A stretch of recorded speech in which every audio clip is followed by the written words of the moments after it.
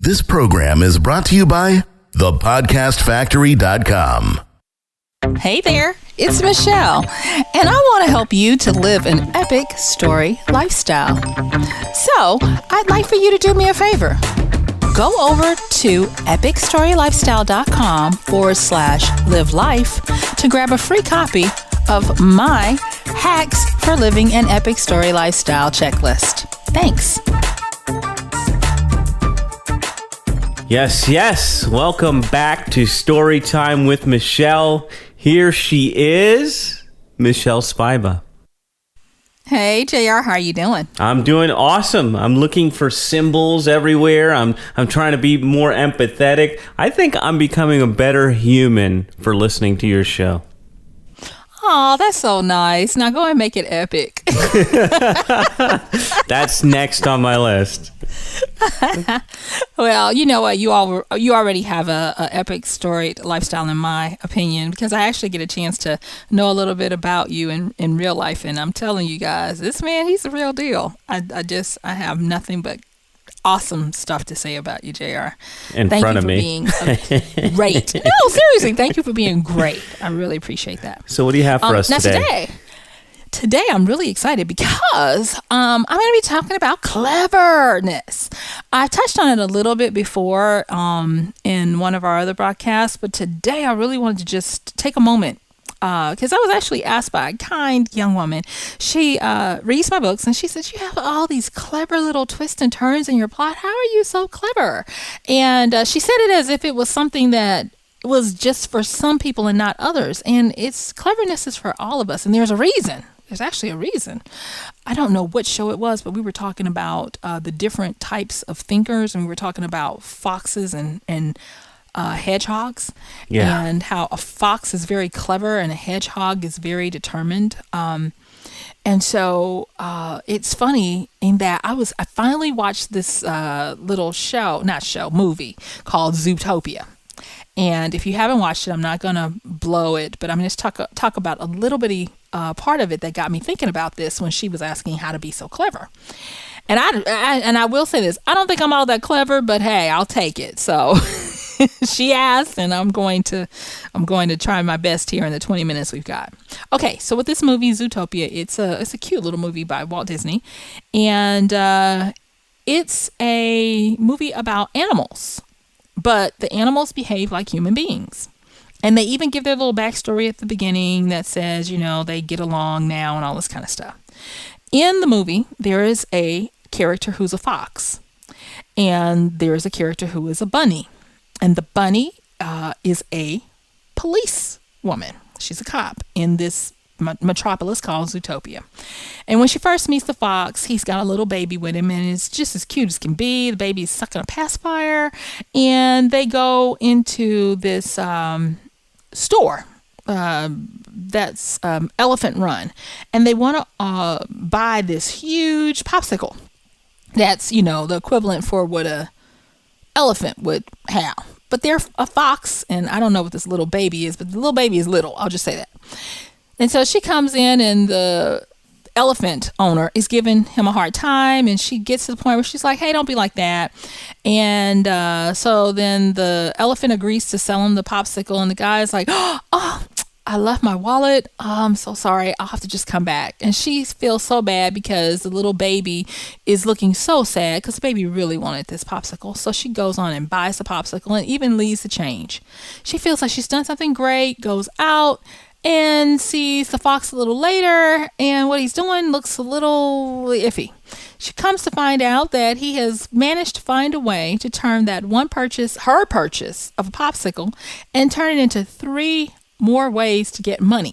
She gets so upset with him, she says, I'm going to arrest you. And he says, why? I've done nothing that's illegal. And when he goes back through all the stuff he did, it's true. Nothing he did was illegal. She was just upset because he was being clever. Now, cleverness for the win. I want to talk to you about how to build your cleverness muscle, because it is a skill and not necessarily just a gift. Yes, there are some people who just naturally think more cleverly than others, but it is a skill that can be built. And the big thing is that there are two main components that have to do with cleverness, and that is ingenuity and shrewdness. Okay, so one of the things that I don't tend to like about shrewdness is that it can have a bad connotation. But what I'm going to focus on is that this part of shrewdness is that when you're shrewd, you have either learned or you just have this ability to cut away all the dross, all the non-essential parts of a situation. Shrewdness is about being aware, being able to spot resources, being able to be very practical, mentally sharp, and able to make good judgments. Let me say that again. There are two components. If you want to build your cleverness muscle, have ingenuity and shrewdness. And for the sake of the good side of shrewdness, it's the ability to be very sharp, astute, cut away all the stuff that doesn't really matter, get to the point, being practical and being able to be aware of all your resources and just really kind of having an understanding of what's going on. Now, the good thing is that when you are being shrewd, if you will, you're going to be focused. And I think a lot of times the reason why people are not as clever as they need to be is because they're all over the place. They have not developed the ability to focus. Now, you have the shrewdness, and the other component of cleverness is to be ingenious. And that is to be original and inventive.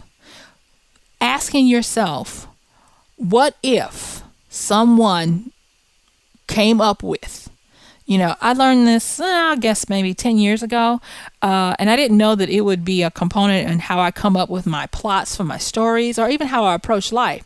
But I got into the habit of thinking about stuff that I'd love to have or love to see done or love to read, because I'm an avid reader.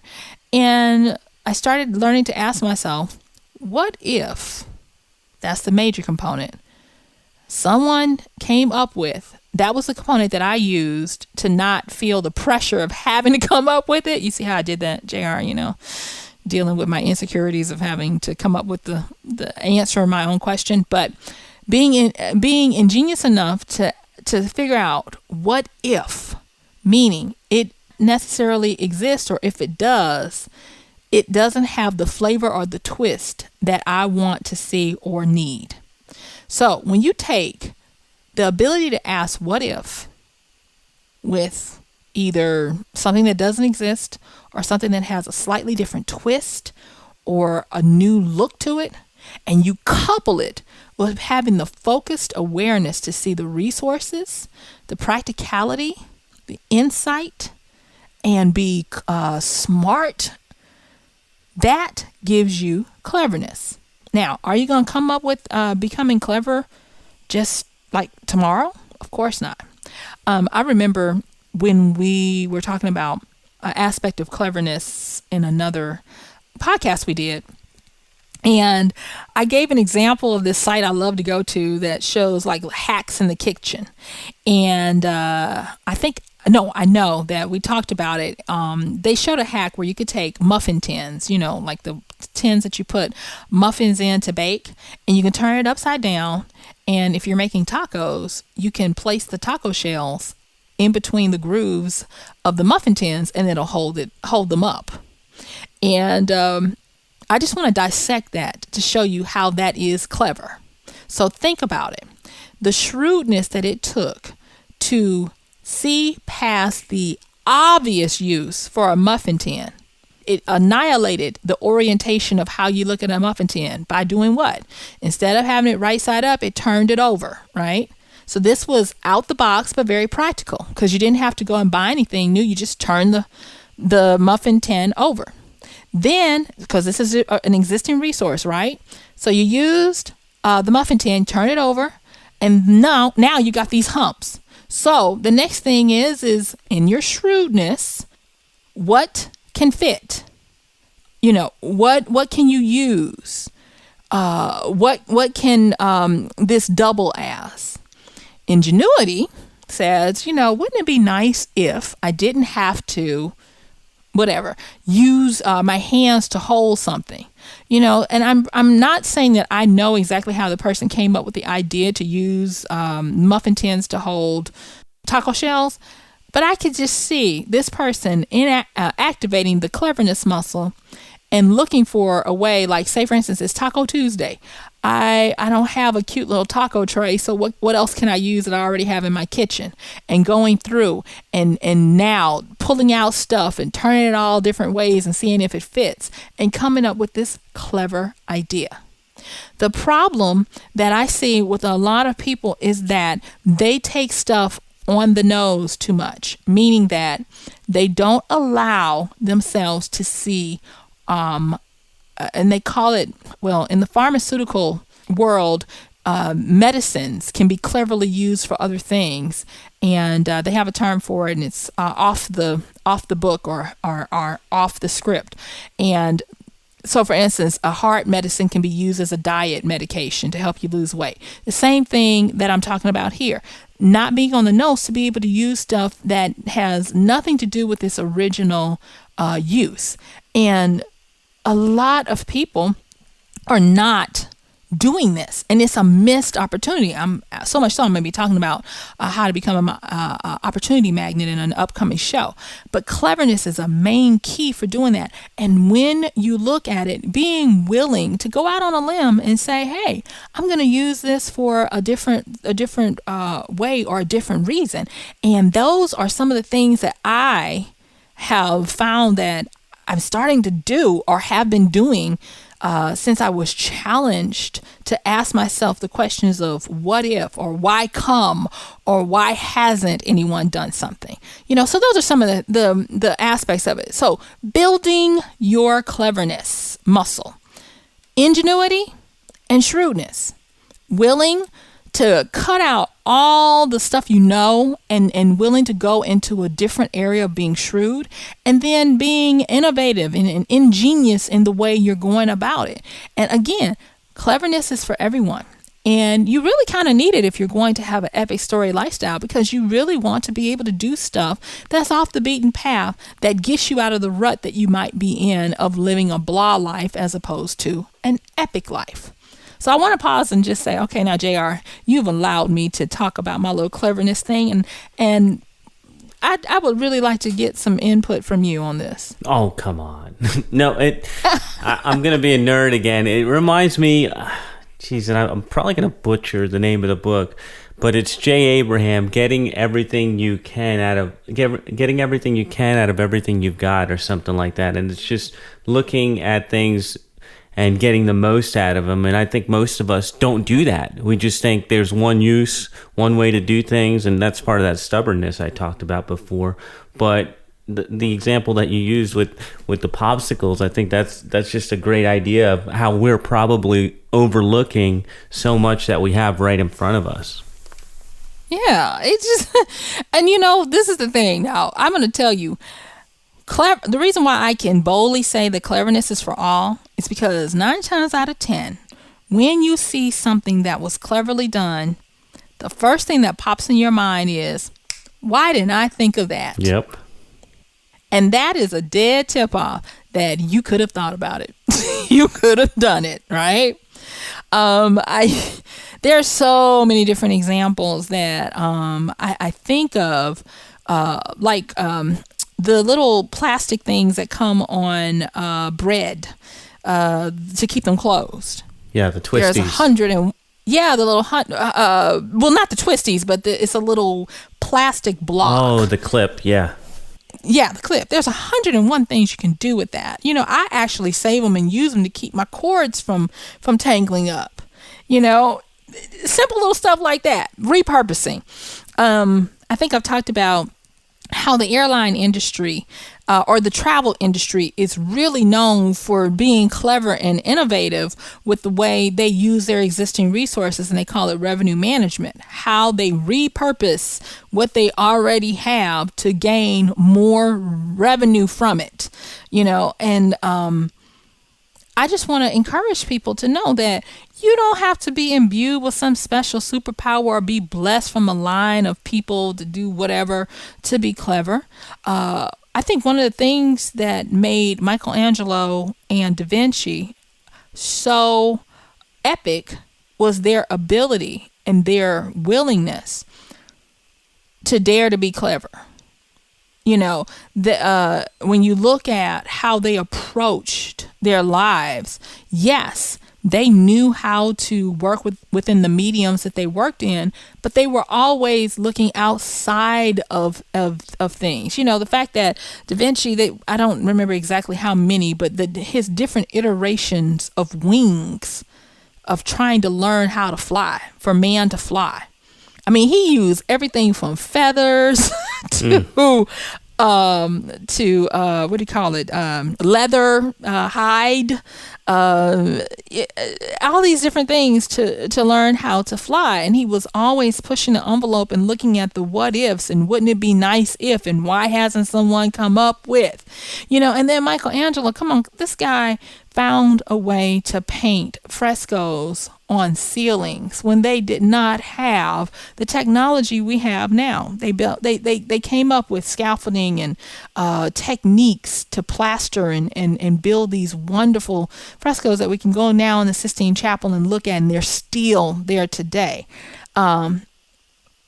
because of his cleverness of being able to do it and defying gravity. That these would have to be able to stand the test of time and gravity. I mean, so many different things. And so I'm going to say this. I believe, and I'm going on the line here because, of course, it's being recorded. I believe those who are willing to build their cleverness muscles are going to be the ones who wield the power, the prosperity, and the longevity in our society going here on. Cleverness is not just about making money. Cleverness is about you being highly effective and efficient. I talked about the difference between usefulness and helpfulness. And revisiting that, I believe that in order to be more useful, meaning that you are highly skilled, and people pay for skills, to be more useful, you have to have a component of clever in there.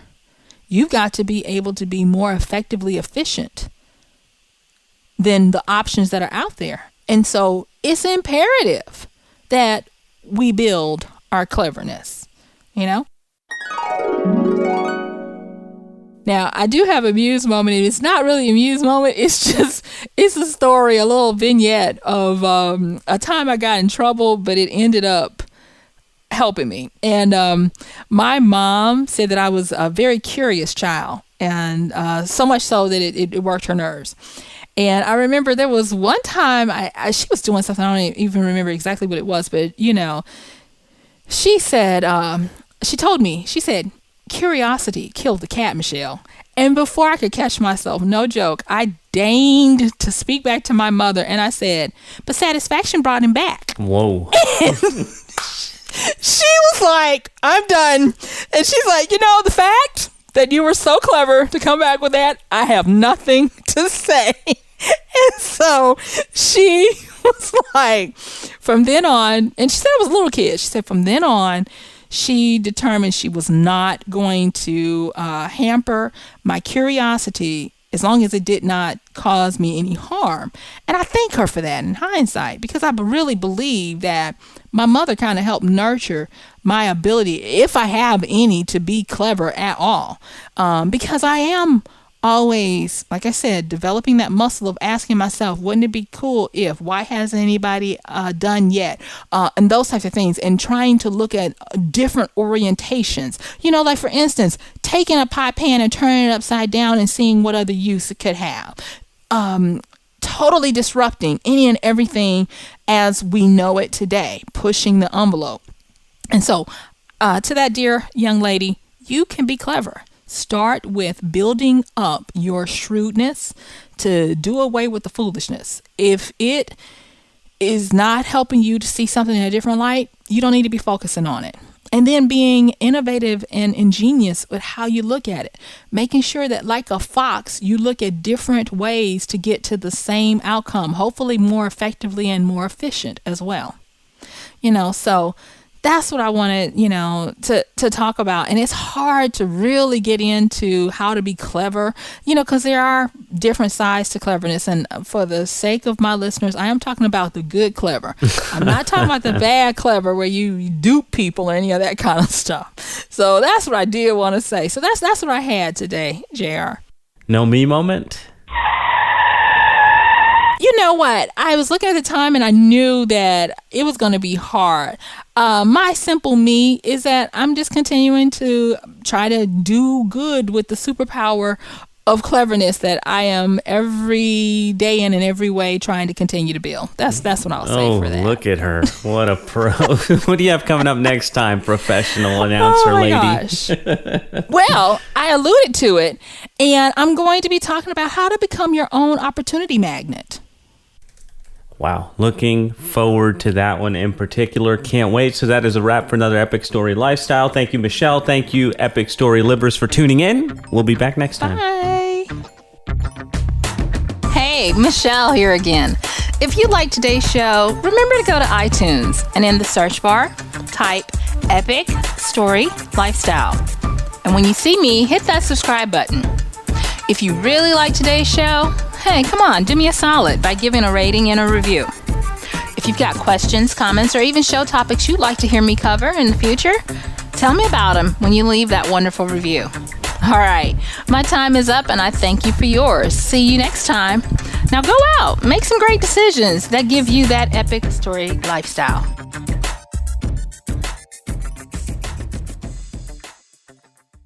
This is the podcastfactory.com.